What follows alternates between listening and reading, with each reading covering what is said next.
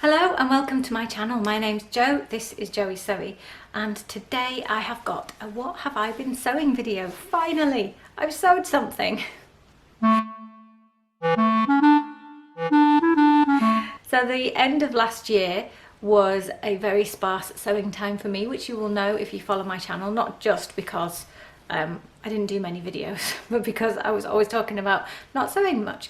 So we are here in January and I have sewn some things towards the back end of last year. I've got 3 and a bit projects to tell you about.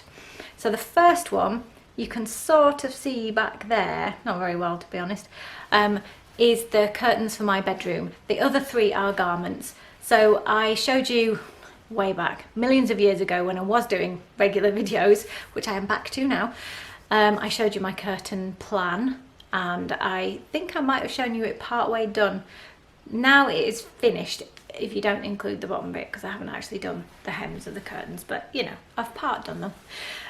So I have finished those curtains and I'm really pleased with how they worked out.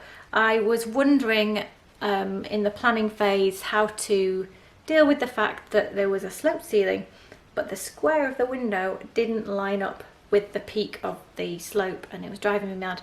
In the end I decided to go with the line of the curtains lining up with the roof because, and I think I was right, if I hadn't done that, that would have bothered me way more than the square being off, and actually the way I've draped it hides the fact that the square is slightly off. So I'm very pleased with how much agonising I did over that. It was worth it because I think I worked out the right solution. So yes, I finished my bedroom curtains and I was very pleased about that. However, let's move on from the house stuff. Exciting though it has been and busy though it has been, I've got 3 projects to tell you about. The first one is something I made for someone else, so I can't even show you it. Sorry. I made some trousers for my friend Susanna, and this involved actually taking a pair of trousers apart and tracing off a pattern and then remaking some new trousers in some fabric she gave me and remaking the original trousers that I'd taken apart. So fortunately it was a fairly simple pair of elasticated waist trousers, so it wasn't too terrible taking it apart, but it was an interesting process actually. I've never taken something entirely apart. I've cut something apart before, I've never carefully taken it apart to put it back together again and to trace a pattern off. And it worked really well. So she's got a difficult to fit body, proportionally similar to me. Her waist is much smaller and she's got very rounded hips, and she's not super tall. She's a little bit taller than me I think, but she always finds that trousers are also too long. So the fact that she'd got a pair that fit her exactly as she wanted them to, that is gold dust. So if you have a pair like that, don't ever throw them away even if they fall to pieces. You've got to use them to make a pattern. If they fit, then those are golden and you need to build on it. So curtains and trousers for somebody else are the less exciting makes. The 2 makes I made for myself, this just bobbed into the wardrobe to get it. This is the first one. So I will put it on for you and then I will tell you all about it. The floor's not finished down there, so that's what that weird shape is. Anyway, you're not interested in the floor. So this is the Wilder blouse, not dress, from the Friday Pattern Company. So end of last year they brought this pattern out, and let's move my sculpture. That was a 21st birthday present a long time ago. Anyway, end of last year they brought out the Wilder dress, which is a big massive 70s floaty affair with tiers, and although in the right photograph it looks amazing, it wasn't for me. I'm never going to wear that, probably not even on a beach holiday, which I'm lucky enough to get maybe once every 2 years. I'm not going to wear it, so there's no point making that. But I could admire the lovely pictures. But the blouse, I thought, oh, okay, yeah, I quite like that. So it has raglan sleeves, which means this diagonal sleeve. They are quite loose, and I've got it over my t-shirt because it's cold. I have elasticated them, that's what I chose to do, and I elongated them. I think it's supposed to be 3/4 length, but it was super simple. You literally just draw the straight line longer to bracelet length, and there's a bit of elastic in there, and I hand sewed that because this fabric was a little bit tricky. It's from Minerva, formerly Minerva Crafts, and It's slightly see-through, but not so see-through that you can't wear it with a, say with this it would be a white bra or a white vest, completely fine. But it is a little bit frayy, and I did not trust my machine. Even my beautiful new Bernina machine, I didn't trust it to not chew up when you get really close to the edge. So if I show you on a close-up there, you can see on the darker, that's me doing some hand tiny little pick stitches to do a fold over hem around the elastic. So that's all I did, literally just fold the elastic over. The pattern also has a seam down the front, which I haven't matched the pattern, so you can just about pick it out, but it's not very obvious on this fabric. I tried a little bit to match the pattern, I think, but that's because it has an opening here, and then it has this necktie, which is what gathers up the top. So it's a really simple sew because there are no darts. The fit is very forgiving because you gather it all together with the tie.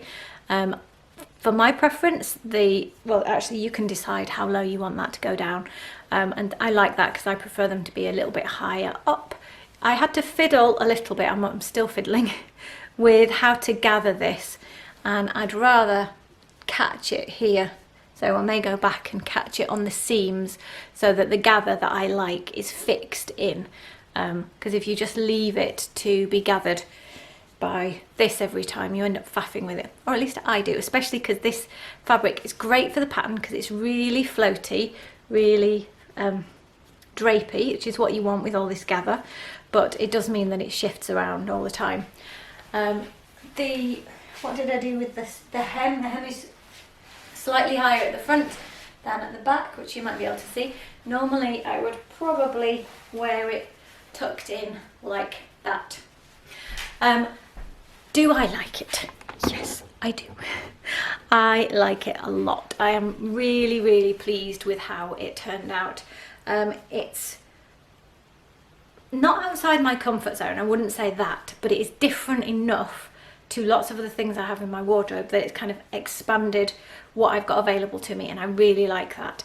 So I am really pleased that I made it. I am definitely going to make more, and what I'm also going to do later this month is, in the sales, I don't do a lot of shopping, but I got given a gift voucher for Christmas, so what can you do?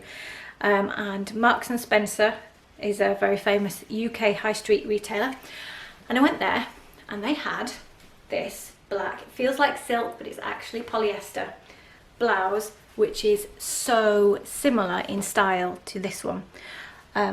So I knew I would like it. When I was shopping I was like, oh okay, yeah, I love that. I mean, the colour's great for me and the feel is beautiful. It was very cheap, which is not necessarily a good reason to buy something, but when you like it anyway, it is a lovely thing.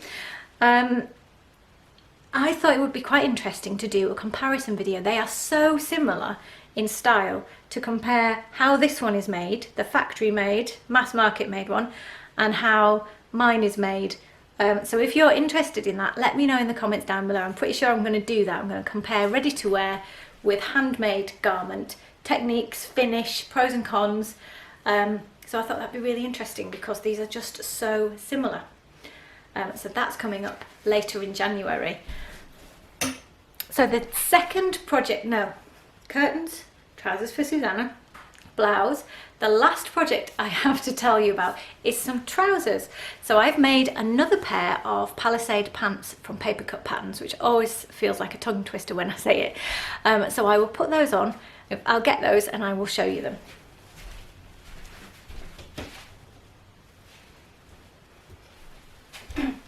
So they are here.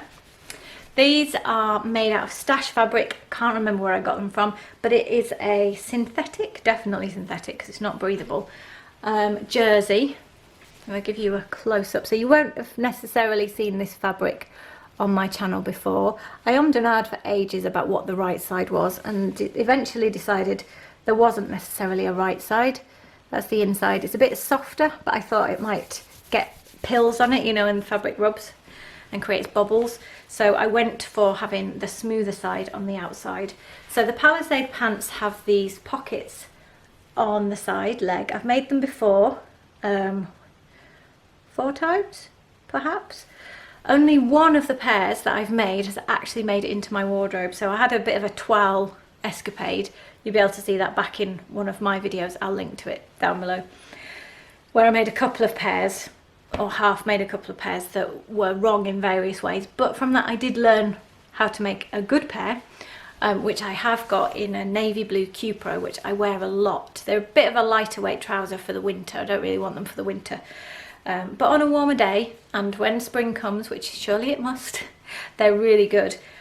So these I hoped would be a warmer pair, and I think they're kind of an 80% success. So I'll put them on and I'll tell you why only 80%. So there is the side pocket. They have a flat front, and then they are elasticated from here all the way around the back to the side. What I like about these trousers is that they are narrow legged and they're narrow at the bottom. Hopefully you're looking down at me quite strongly at the moment, so you're probably getting a bit of a strange perspective, but hopefully you can see that to some extent. Let's just go that way a little bit. So what I like about them is the narrow leg. I really slimmed down the number of layers there are here for the pockets, but there's still quite a lot of bulk. What I'm learning is that because of all the bulk around here, you really need a very lightweight fabric for it not to get too bulky, in my opinion. So I could probably slim down the pattern to the waist, and then I'd lose some of that bulk anyway. There's a pocket. But I'm definitely going to wear these. I think they're good enough, they're successful enough.